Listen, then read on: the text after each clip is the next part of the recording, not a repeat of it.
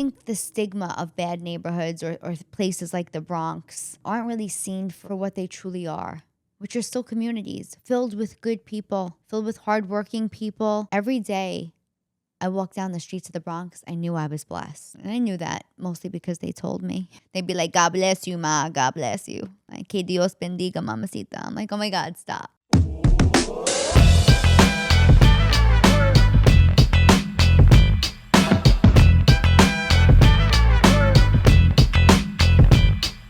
Cawfee Talk. Good morning, everybody. Welcome to Cawfee Talk with Cannistraci on this beautiful Monday morning. If that's when you're listening to it, hope you have your cup of coffee or tea or whatever you want to drink in the morning in your hand.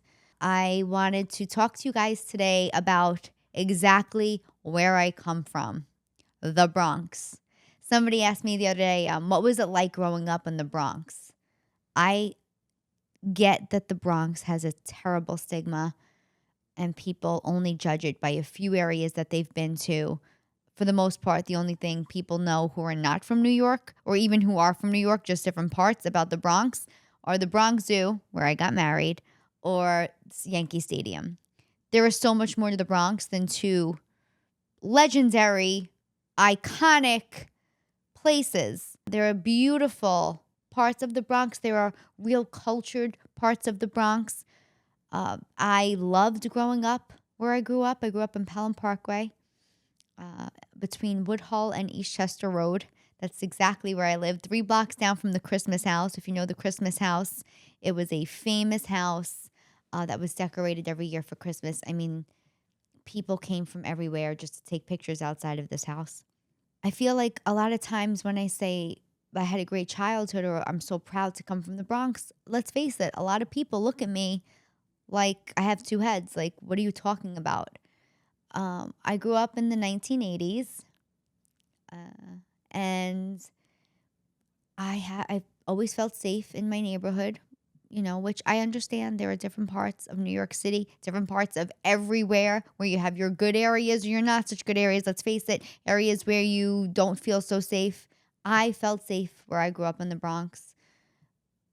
The area was predominantly, I guess at the time, it was a lot of Italians, Albanians, Puerto Rican.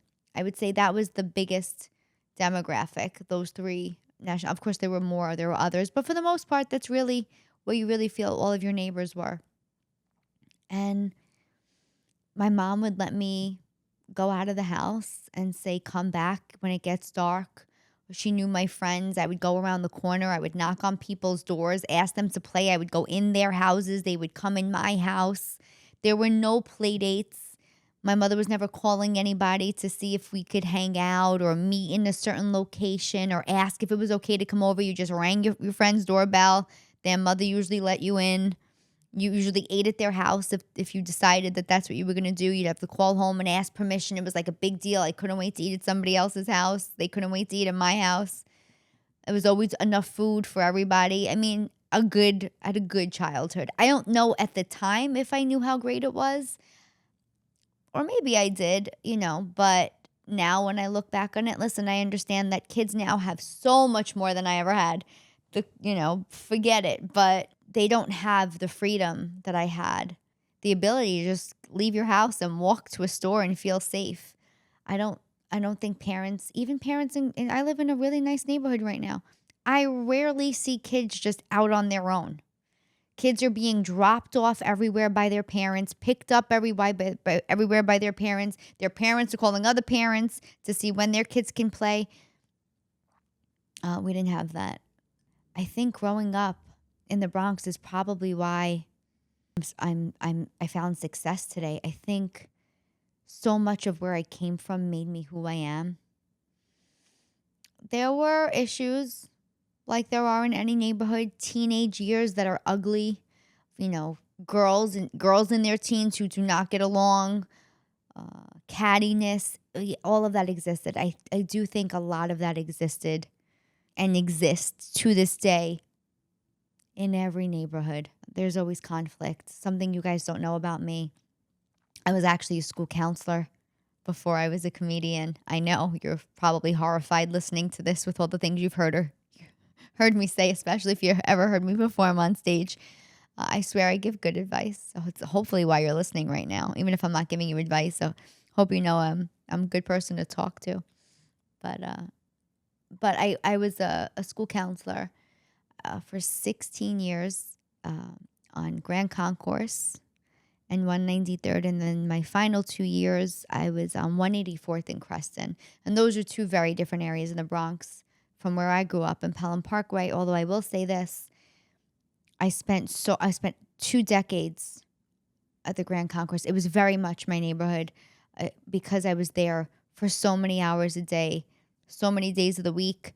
I like anything. You find your shoemaker, or you find your CVS, or you find your stores. I essentially, you live in the area you work in, and I did see it change, not for the better, over the course of the years I was there, but there was still community. Uh, People still knew me in the bodega.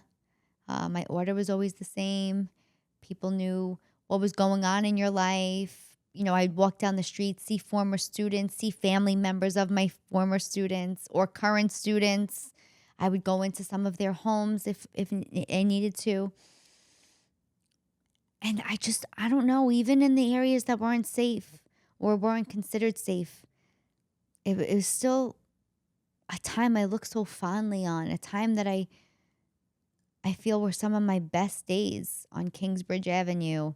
In fact, my favorite question when people ask me where I'm from, especially when I'm not in New York, like now that I get to travel so much for comedy, when people ask me where I'm from, and I'm like, I'm from the Bronx. Like this one guy was like, oh, where did you come from in New York? And I'm like, I'm from the Bronx. And he just looked at me and he was like, oh, he's like, are some parts still nice? And I was like, whoa. Like, first of all, every day I walked down the streets of the Bronx, I knew I was blessed. And I knew that mostly because they told me, right? They'd be like, God bless you, ma. God bless you. Like, que Dios bendiga, mamacita. I'm like, oh my God, stop. But it was true. And you know what? I know that there's a lot of negative stigma around the catcalling part too, and, objectifying women. Let me tell you something. Half the time I went into work, I wasn't looking my best. I wasn't even looking as good as I look on this podcast. So if somebody was going to catcall me and tell me God bless you and that I look good, guess what? I appreciated that. And I was damn proud that they thought I looked good.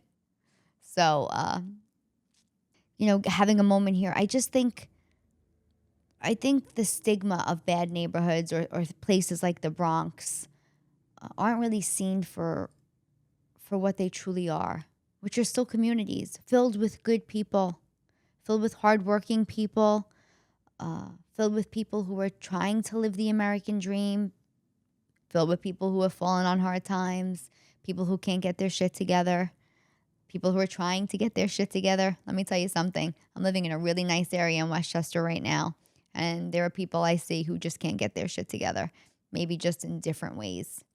So I am never embarrassed to say where I came from. I love going into the neighborhood. I film in Arthur Avenue in the Bronx all of the time. I go by the schools that I worked in. I still see the former students or former co-workers that I work with in that same neighborhood.